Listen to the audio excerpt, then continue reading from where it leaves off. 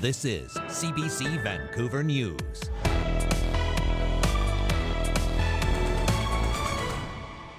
Six strikes and you're out. A transportation company with multiple infractions has lost its license in BC. Government needs to do more in terms of actually talking about the enforcement actions they take. Why the province hopes the move sends a strong message. Plus, an aging aquatic centre is now closed after pieces of the ceiling fell off. I think that it shows that the Vancouver Park Board has not made aquatics a priority in Vancouver. Why some say the shutdown highlights Vancouver's pool shortage and outdated infrastructure. And a Vancouver Island couple is worried about losing their home after being hit with an unexpected tax bill. Having to pay that tax would wipe us out. Concerns around BC's speculation and vacancy tax impacting communities hit hardest by the housing crisis. Hello, I'm Janella Hamilton. Thanks for joining us. BC's trucking watchdog has slammed the brakes on a company involved in 6 overpass strikes in the last 3 years. The Transportation Ministry's Commercial Vehicle Safety and Enforcement Branch has cancelled the license for Chohan Freight Forwarders. That means the company can't operate in this province anymore. As Liam Britton reports, the company is expressing dismay, but the wider industry is saying it's about time. Now, you might say this is the road to ruin, Highway 1 approaching 264th Street in Langley. Now, the province says drivers with Chohan have twice struck this overpass. They've also been wrapped for hitting this one, 192nd Street, just up the highway. And twice more into this one, 112th Street at Highway 99 in Delta. And this one here on Chilliwack's number 3 road. Of 34 overpass strikes since late 2021, Chohan has been implicated in 6. And now, like a number of oversized truckloads, official patience has hit a wall. Chohan's license has been canceled after being suspended in December. Minister Rob Fleming wasn't made available for an interview, but in a statement, he said the company had to be taken off the road in the interest of safety. He said the decision from the Independent Safety and Enforcement Branch sends a clear message to operators that infrastructure crashes around our province need to stop. The company issued a statement of its own, saying it disagrees with today's action, has cooperated with investigators, and is improving its processes. It's blaming the latest December 28th crash on a single person's actions, saying the incident was the result of a terrible decision by one independent owner-operator who has taken full responsibility, not a failing by the company, and the company's customers and drivers should not bear the consequences as a result. And we will continue to take steps to challenge this action on behalf of our drivers and their families. Dave Earle with the BC Trucking Association hopes this will send a message to problem operators loud and clear. What we've been saying for a long time is that government needs to do more in terms of actually talking about the enforcement actions they take and publicizing the enforcement actions they take. He and the minister both emphasized the overall safety of the vast majority of drivers on the road. The province has slammed poor drivers for costly overpass damage and snarled traffic. It stiffened penalties for unsafe drivers and companies who hire them. And after it was revealed Chohan's Alberta arm was still able to operate in BC because it's regulated in another province, Fleming called on the feds to unify truck enforcement rules to close what he calls a gap. His counterpart in Ottawa says he's looking forward to discussing the issue. Chohan has sued the province over its license suspension. The Premier couldn't help but sideswipe that effort. My only hope is that on the way to court, they don't run into a bridge. I encourage them to take the bus or some other form of public transit on the way to the courthouse. Earle says the company does have appeal avenues, up to a judicial review. Liam Britton, CBC News, Vancouver. 2 sections of the aging Vancouver Aquatic Centre are now closed after a piece of concrete fell from the ceiling. As Karen Larson reports, this comes almost 2 years after the collapse of an exterior wall at that same public pool. At the 50-year-old Vancouver Aquatic Centre in the city's West End, there are closed signs up for 2 sections of the pool, meaning decreased access for patrons at the busy facility. The city says it's because a piece of concrete fell from the ceiling a few days ago during work on the exterior of the building. As well, a contractor discovered 6 acoustic ceiling panels had come loose. In a statement, the city said beside closing parts of the pool where outside maintenance work is taking place, other precautions have been taken, including installing netting to catch any potential falling debris. Swimming advocates say what's happening at the Aquatic Centre highlights the even bigger problem of aging infrastructure and a citywide pool shortage. It's unfortunate that we're in a state where when the pool does break down, it affects so many groups and so many people because there's just not a lot of other options in the city. Previous council and mayors have ignored the huge demand on aquatic facilities in the city. And this is especially worrying since swimming is a basic skill that people who live in a city surrounded by rivers and oceans should really have. A 2011 report to Park Board said the Aquatic Centre should be replaced by 2021. That didn't happen. A different report in 2019 said the facility was at the end of its life and seismically problematic. In 2022, an outside wall above the front doors came crashing down. Luckily, it happened at night when the pool was closed. The Aquatic Centre is just one of the many city pools showing its age. On Thursday, 50-year-old Templeton Pool in East Vancouver suddenly shut down after the filter broke. And the recent news that Kitsilano Outdoor Pool is leaking 30,000 liters of water an hour out of broken pipes means the future of that beloved facility is now uncertain. The city says work on a replacement for the Vancouver Aquatic Centre is supposed to begin in 2026. Karen Larson, CBC News, Vancouver. A memorial was held at the Vancouver Art Gallery tonight to honor Russian opposition leader Alexei Navalny. Navalny was President Vladimir Putin's most prominent critic. Those at the Vigil spoke about his fight against corruption in Russia and what his death may mean for the world. There is anyone who supports Alexei Navalny ideas. We are here too. We are here. Let's be connected. Navalny was in the penal colony in northern Russia when officials say he felt unwell, lost consciousness, and died. Political leaders around the world were quick to react to his sudden death, including Prime Minister Justin Trudeau, who is voicing support for Navalny's work.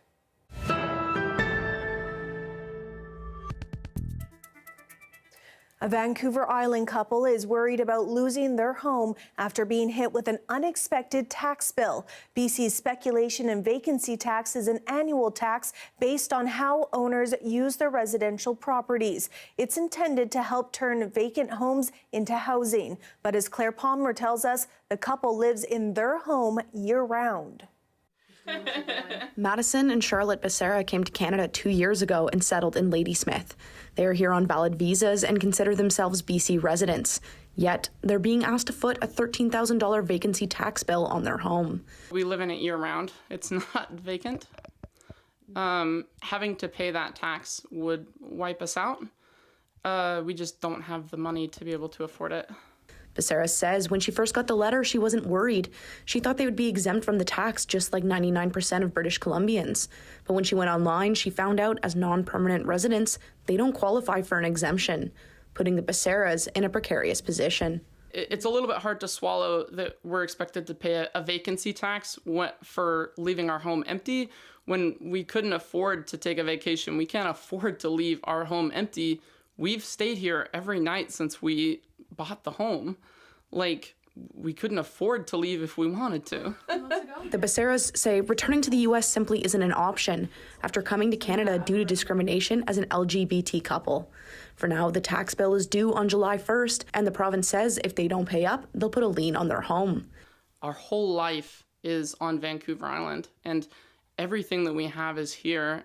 If we're driven out of here for this tax, we won't really have anything. We'll have to start fresh. In a statement, the province says that while the tax applies to vacant homes, the tax also applies to foreign owners who do not pay their share of taxes.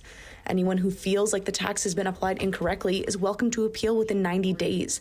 The Becerras are pursuing that now, but are told it's unlikely to succeed.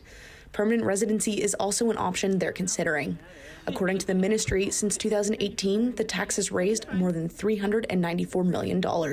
Claire Palmer, CBC News, Ladysmith. The The BC government and the city of Kelowna have unveiled a tiny homes project for unhoused people. It all came together in just 4 months. And as Tom Popick reports, it's welcome news for hopeful recipients who have been waiting for housing for much longer. Here at the Kelowna Rail Trail Homeless Tent Camp, I miss them a lot. This winter's been harsh for Genevieve Begbie. Her partner Norm died in a tent here late last year. And he was really loved down here, and I really miss him a lot. And I really wish that, stuff like this doesn't happen to people. He gave up. He literally gave up. And I kept telling him every day, don't give up. But this is why we need more support down here. Because him taking his life because he felt like he had nothing and like he wasn't going anywhere in life. We need more support down here. Now, just across the street, a tiny opening of hope. We believe that Step Place will be a place for healing and progress, a step on the path forward. The provincial government and City of Kelowna unveiled a 60-unit tiny home site for people who are homeless. Clients are expected to move here in about 2 weeks, each getting their very own 60-square-foot heated and cooled, powered and private unit. It's just the size of a shed, but with their own bed, desk, and storage. Stoves? Multiple stoves. Kitchen, washroom, and social service facilities are shared. That's important, social workers say, because part of the plan is to create community as clients receive addiction and mental health supports. It's not the province's first tiny homes project. Sites are up and running on Vancouver Island, and plans are underway for a government project in Prince George. What's remarkable here, government officials say, was the speed of construction. The City of Kelowna pitched the plan just a little over 4 months ago. And that's the kind of change we want to see in communities throughout British Columbia. Kelowna has shown real leadership when it comes to not only approving, but also helping fast-track this type of housing. The province and BC Housing are spending $5.4 million here, all part of a new transitional housing program to take people from shelters into permanent homes. But Genevieve worries that excludes many living on the rail trail. Many here avoid shelters, but after 5 years on the streets and the difficulty of grieving her partner, Genevieve is ready to move out of this tent. Yes, I applied, and I have not gotten my interview yet. I applied to be in the little houses, but nothing yet, so still waiting. Waiting for a home and a chance to heal. Tom Popick, CBC News, Kelowna. Prince Harry and Meghan Markle were in Vancouver today. They're here promoting next year's Winter Invictus Games, and they were joined by Burnaby's Michael Bublé, who tried his hand at wheelchair curling.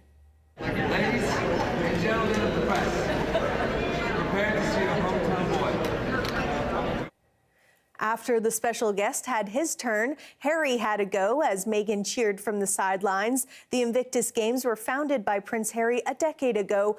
Amid the celebrations, Harry spoke for the first time about his father's cancer diagnosis. I love my family. The fact that I was able to get on a plane and go and see him and spend any time with him, I'm grateful for that. An illness in the family can have a galvanizing or sort of reunifying effect for a family. Absolutely. Is that possible in this case? Yeah, I'm sure. Throughout all these families, I see it on a day-to-day basis. The strength of the family unit coming together. Harry flew to the UK earlier this month after it was made public that King Charles was receiving treatment for an undisclosed form of cancer. A wildlife rescue group is raising concerns that the erratic weather patterns are leading to alarming changes in bird behavior. Staff with BC Wildlife Rescue says they've gotten reports of baby hummingbirds struggling to survive, and they are noticing earlier than usual nesting behaviors, including spotting goslings a month or two before they usually hatch. To see them as early as February is very unusual, and we've been around for a long time, so we've got a lot of data from the past where we know kind of what the normals are and when to expect those things. So it's alarming. The center says people can help by bringing any birds in distress to the rescue and by providing a healthy habitat on their properties.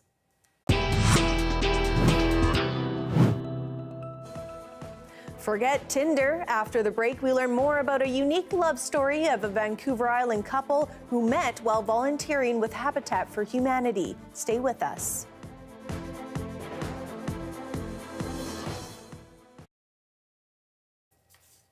Thank you for joining our commercial-free live stream. Do you have any plans for the long weekend? Well, if you don't, no worries. Our Lisa Christensen has got you covered. Leanne Young caught up with her to talk all things fun and free this Family Day weekend. Not completely sure what I'm going to do yet, but I found the expert to tell me. Where? What the person who has the scoop on all the things happening to Vancouver this weekend, our arts and culture reporter, Lisa Christensen. So, Lisa, what do we have? Family Day long weekend. Yeah, well, you talked about Fan Expo, which if you're the kind of family that likes to dress up in costume, what an amazing thing to get to do. I've been before. Like, it is wild. But if you're not heading out there, lots of art galleries, lots of museums are free on the long weekend, on the Monday for family activities. There's a really interesting one at the Fraser River Discovery Centre in New West, where you can learn about the different kinds of families that make up the animal kingdom. Oh, cool. It's not all traditional family, so it's quite a interesting scene. Also, it is free, so you can head there. You can head to the Vancouver Art Gallery, Maritime Museum, Burnaby Village Museum, Museum of North Vancouver, Museum of Surrey, so you get the idea. Wow, lots to do so for many families. free ones. Yeah, That's exactly. so fun. Okay, all right. What if you want a little more, adult-oriented fun? Because the kiddies, sometimes we need a little break. Baby. Exactly. And you know what? Perfectly, if you head to the shipyards in North Vancouver, they've got a little thing for Family Day where you buy a $3 ticket and you can try out all these different breweries. Oh. And so, yeah, that's not for the kids. That is absolutely Shipyards Brewery District Family Day, even though they're calling it that. Bring some of your, family. They can have juice. Exactly. Yeah. Okay, that's fun. And the music things. What kind of music things we got going on? Yeah, lots of music. We've got the Swedish DJ and producer Jeremy Olander. He plays the Pacific Coliseum on Saturday. At the Rickshaw on Sunday night, it's Los Furios. So if you wanted to pick up the weekend with some ska from Vancouver, that would be perfect. And also you can see the Rural Alberta Advantage playing at the Commodore Ballroom Saturday. And what's fun about that band is they're from Ontario. Oh, interesting. Yes. How did that name come about? I don't even know what the Rural Alberta Advantage is to life, but maybe they do, and that's a question to ask them. Yeah. I mean, clearly, if they're from Ontario, perhaps there was this little switch over there. Exactly.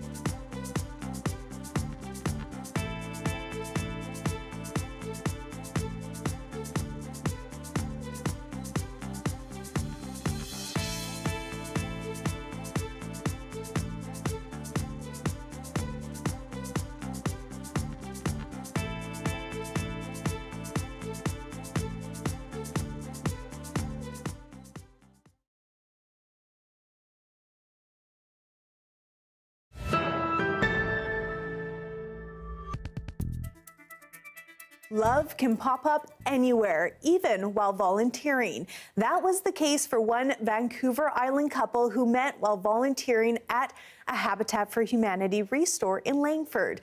Eric and Denise Christensen, both in their 60s, will be celebrating their one-year wedding anniversary this April after tying the knot at the very same store where they met.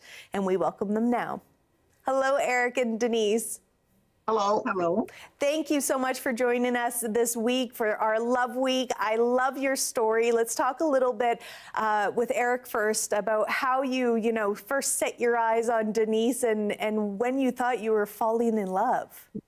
We had this bond, and it actually, before we announced that we were a couple, I guess the people at the restore kind of figured out that, hey, these two really get along really, really well. So when we told them what was going on, they said, oh, well, we weren't surprised. And I absolutely love that you got married where you first met. And Denise, let's just take a trip back for you as well. What was it that really attracted you to Eric? We chat all the time, and then, you know, towards when we got to know each other, it would be like, that would be more the reason you're going than to volunteer sometimes. So, yeah, it just sort of happened, I guess. It didn't happen right away, certainly, but you just kind of missed each other when you weren't there. Oh, that's so sweet. I love that. And so what I love about it is we both volunteered to give back to the community, and we ended up getting much more back than what we felt like we got as much feedback back as what we gave. So it was really neat. Yeah, very, very meaningful, very special. And Denise, Denise, when you got married in the Restore, again, the place where you met, you know, what did that mean to you? Was it super special because you met there? Well, I have to say no, it really wasn't special in that sense. But, you know, getting married in a Restore is not entirely special in that traditional sense. But it was humorous, and I think we were both we wanted to follow through with just the theme at the time, I guess. Yeah, and we just wanted to be together. We just wanted to get married, and doing it at Restore was perfect for us. We thought it would be fun. Yeah, we thought it would be fun. Very unique. And we certainly, and both being married before, we didn't want a big display. We just wanted to go get married and start our lives. And I guess the reason we were in such a hurry to start was we're getting up in years, and we just wanted to spend as much time as possible as we could in the future together. Oh, that's so beautiful. And Eric, did you find volunteering and spending so many hours together, did that really help you bond and get to know each other on a bit of a different level than, you know, regular dating here and there might really have that impact? Yeah, well, we worked together side by side, you know, working on projects and stuff. And, you know, when you're with somebody so much and you're doing tasks and jobs and stuff, it's the perfect time to talk. And the more we talked, the more we had in common. And not to sound corny, but it was meant to be, I think. Nothing corny about that. Absolutely beautiful. So, are you guys going to have your 1-year celebration at the Restore as well?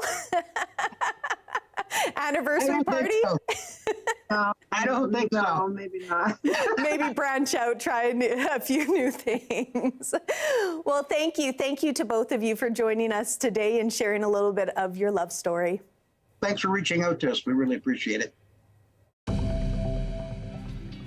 Here we have a live shot of the Georgia Viaduct. Victor Paolo will be with us next with our full forecast.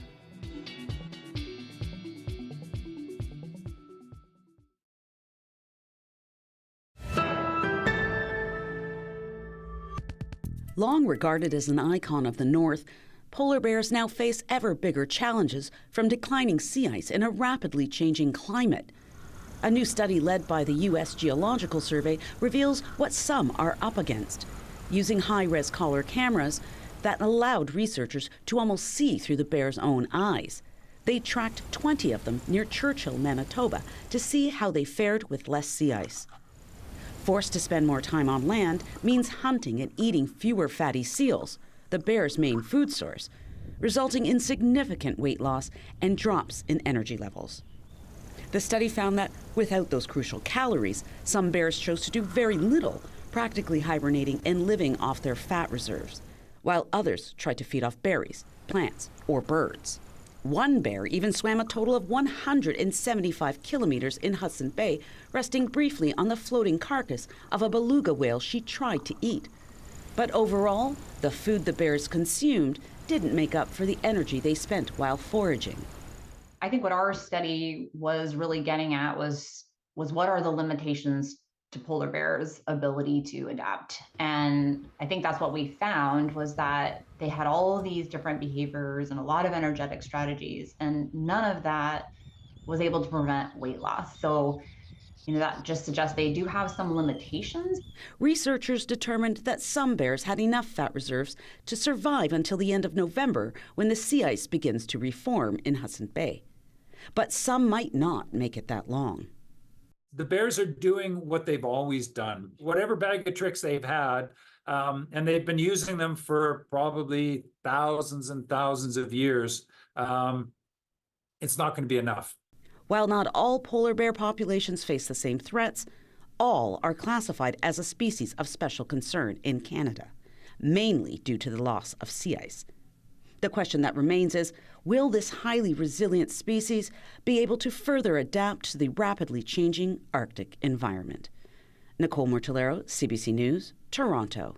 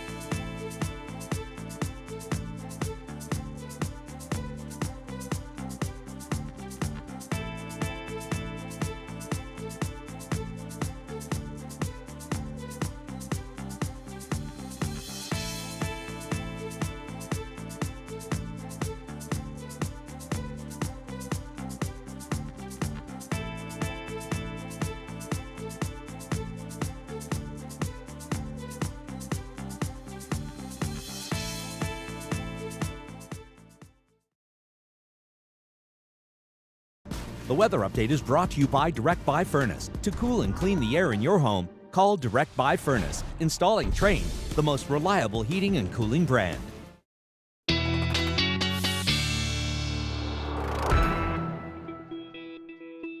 Victor Palo joins us now with a look at our weekend weather. Victor?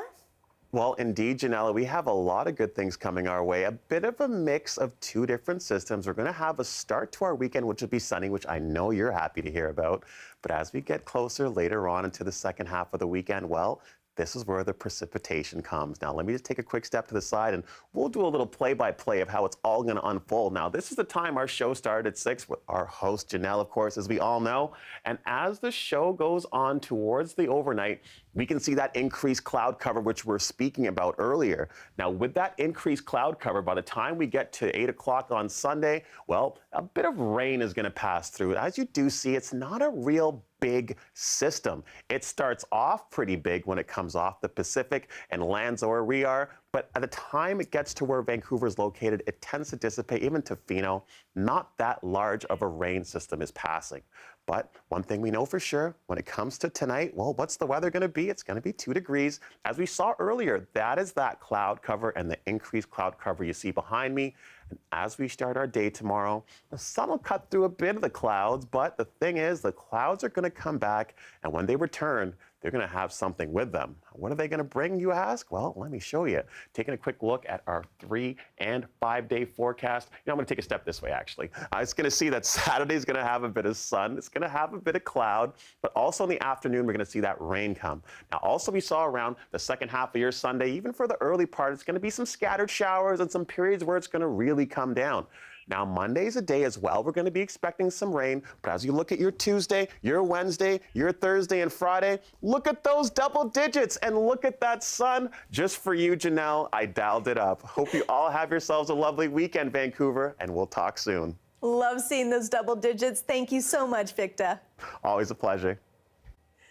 A little sun in our future, but also a little rain, so don't forget your umbrella. That is your late news for this Friday. Thank you so much for joining us tonight. For news anytime, visit our website, cbc.ca/BC. Your next local news is on CBC Radio 1. That starts tomorrow morning at 6:30. Have a great weekend.